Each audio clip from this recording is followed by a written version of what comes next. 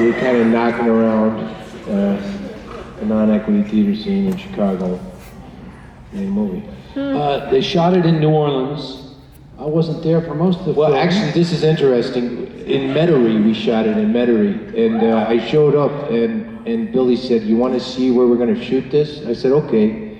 And we went to this high school, and we walked into the gymnasium of a high school, and he said, "This is it." And they had built the room in this high school gymnasium. He said, "I'm going to get Ashley, and we're going to run through some stuff." And I was standing there, and it was during the summer, so school wasn't in session, but they had the wrestling team in, and they were running the bleachers, you know, they were doing the stairs. So me and Ashley were in there doing this very quiet scene, and you just heard these young men thundering up and down the bleachers. I'm like, "Are they going to be there when we're shooting?" And he said, "I don't think so. I don't know." Something else, before we open it up to questions that you might find interesting. I think this might be the most interesting thing about trivia-wise, is the fire at the end of the movie is a real fire that went terribly wrong. The special effects people were, I hope they're not here, were imbeciles.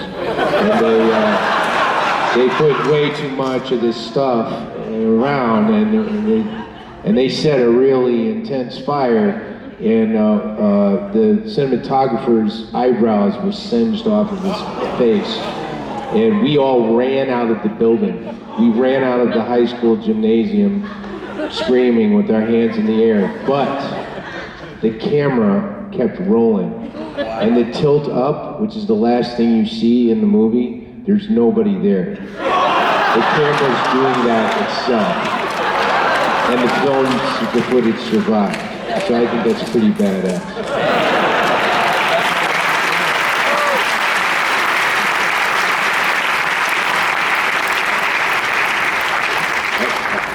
So, as one more thing before you open it up. I should say something about the release of the film too. The movie came out, I don't remember exactly what year it came out, but Lionsgate just made a disastrous decision after another. They decided to publicize the hell out of it. They really spent a lot of money on ads. They opened it opposite Pirates of the Caribbean, one of the Pirates of the Caribbean movies. But they spent a lot of money on ads because at the time Lionsgate had a real thing going with the Saw franchise. And so they didn't know what the hell they had with this movie, so the strategy for them was, let's con those Saw kids into thinking this is another kind of Saw movie. So they came up with these ridiculous ads. They live in your blood. And they feed on your brain. And of course, the people who might be interested in a movie like this just stayed the hell away because they weren't going to see a Saw movie. And the kids who did like the Saw movies went to see this and said, "What the fuck am I looking at?" And it was really disastrous. It did really poorly. Most of the reviews were terrible. But I think even at the time, there was a sense, me, Billy, Michael, I think all of us had a sense of, yeah, that's a shame that that's the way that happened, but this movie's going to find its audience. Eventually people will find their way to this film. It's happening.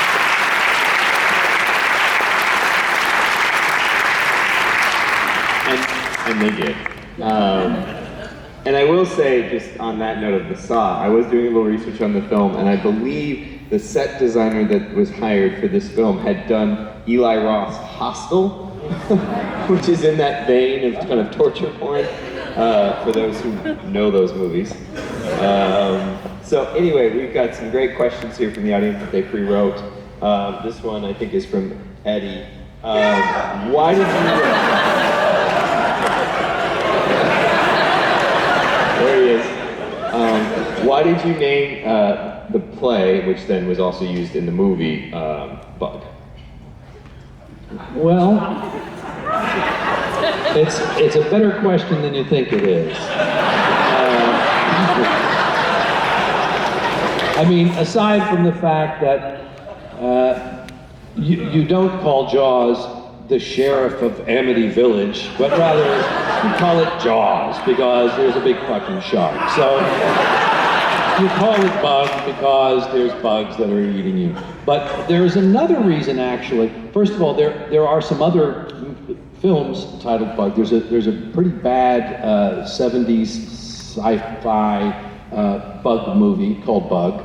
I was aware of that when I called it that. But there used to be a speech of Peter's. You remember this? In the early going, there was a speech of Peter's, his last sort of summation of what's going on in the world, where he referred to, in passing, he referred to Bankers for a United Globe as really the people who were behind all of the problems in the world. And we actually did that in previews, and I remember we would, that would just kind of go flying by people, Bankers for a United Globe, and every night one guy in the audience would go, "Ha!" And I thought, well, it's really not worth it, so I actually cut that. I've got another question here from Katie in the audience. Michael, what scene was the hardest for you to film between you and Ashley?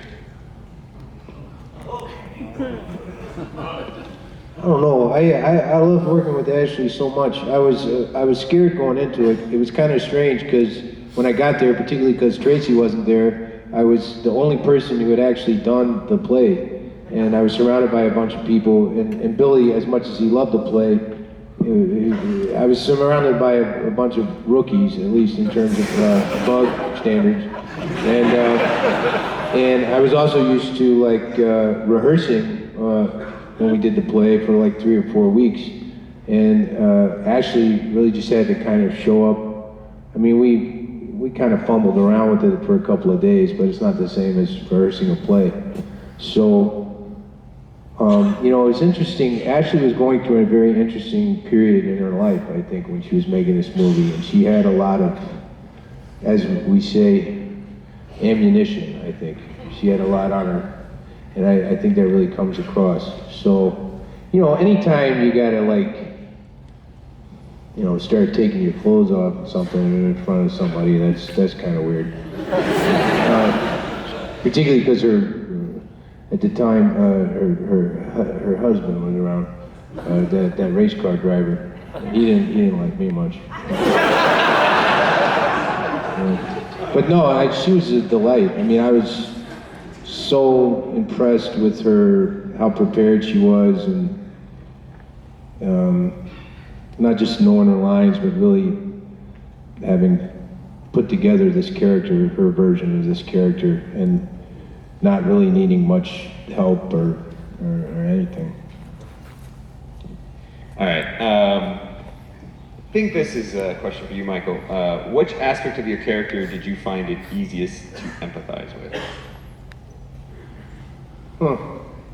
Well, I think what I always say to people about this story, to me, is that Bug is a love story.